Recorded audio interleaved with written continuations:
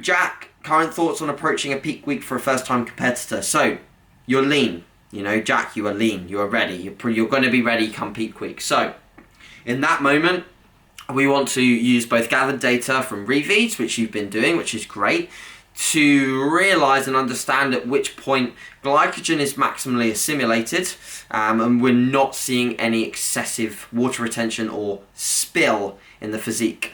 What we want to identify is how do you respond to high days. So you personally, Jack, have responded to high days fairly well. In fact, usually you assimilate a small portion of carbohydrates and that tends to hold with you for a little bit, and then you do see a decent drop off. So metabolically you respond in that way, and it's very good for you in terms of fat loss. In terms of fullness, I don't think you've nailed that yet, because what you've got to do in terms of balancing your intake, you've got to also balance your output. So your input has got to be also in line with your output. The moment your output is very high, which is an issue, because the issue there lies in how much input do you put in and how much output do you take away.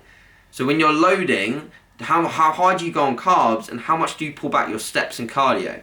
Because what you've got to remember is the steps and cardio you're doing are utilizing some element of that glycogen. You're running flat a lot of the time. So you're using glycogen to fuel those processes. So what we really need to think about doing is some days during your weeks now, in terms of leading up to the show, is testing how much do I pull back on my steps, how much do I pull back on my cardio, do I see any improvements in leg conditioning, do I see an extra line here or there with pulling back on steps, do we see a reduction in inflammation in the legs, do we see a scale drop?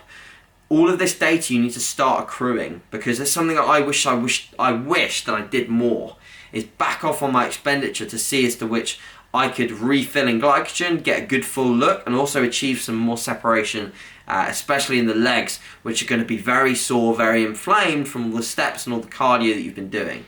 So it's that fine balance, mate. So I'd be now thinking about trying some days with lower output so that input can go in and actually get assimilated.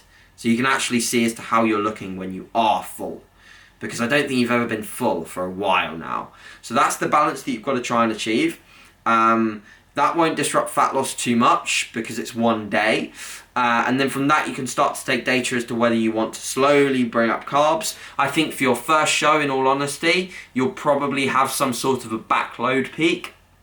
I think for your later shows in the season, you'll already start working up food and you'll be at a point where you're actually on a daily maintaining really good fullness because fat loss is done. You've got all the fat off, so now all you need to do is work up calories, maintain a full look, and then drop off expenditure as well, so drop off output.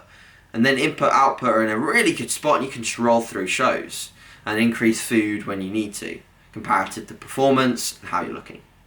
Hope that makes sense, dude. Any questions on that, please let me know.